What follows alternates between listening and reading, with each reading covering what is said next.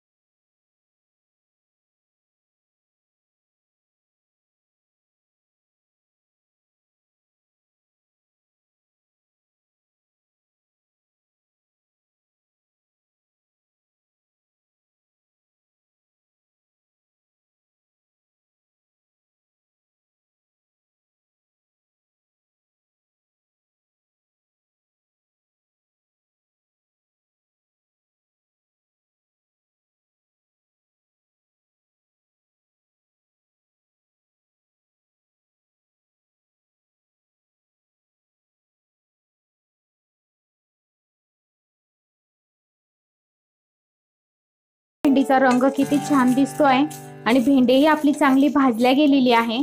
मी इथे कमी गॅसच्या फ्लेमवरच भेंडी भाजून घेतलेली आहे। आपण आता ही भेंडी एका प्लेट मध्ये काढून घेऊ।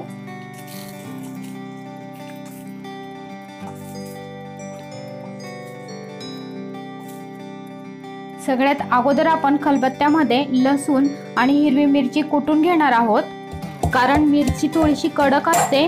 जर आपण अगोदर ठेचून घेतली तर ती व्यवस्थित बारीक होईल आणि लसूणही व्यवस्थित बारीक होईल।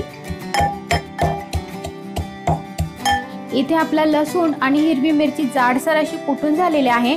आपण आता यात भेंडी टाकून घेऊ। भेंडी टाकून कुटून घ्यायचंय।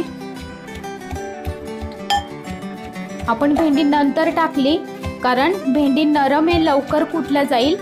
आपल्याला भेंडी इथे खूप बारीक अशी नाही कुटायची आहे, थोडीशी जाडसर कुटून घ्यायची आहे। तुम्ही पाहू शकता आपण भेंडी भाजून घेतली होती, त्यामुळे भेंडीचा चिकटपणाही कमी झालेला आहे। आपण आता यातच मीठ टाकून घेणार आहोत।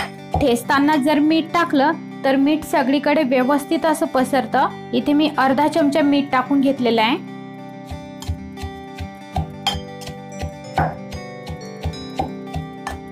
जर तुम्हाला घाई असेल, ठेचायला तेवढा वेळ नसेल तर मिक्सर मध्ये अगदी एकच फेर असं फिरल्या जाईल, फिरवून घ्यायचं।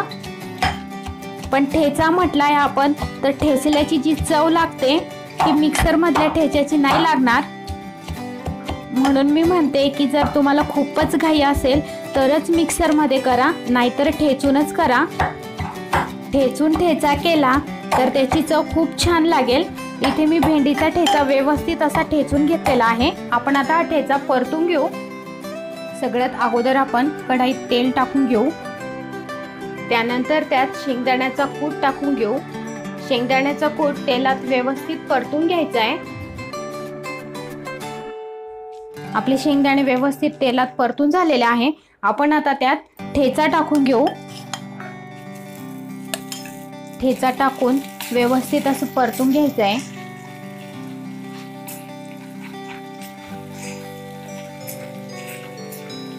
यानंतर यात कोथिंबीर टाकून घेऊ।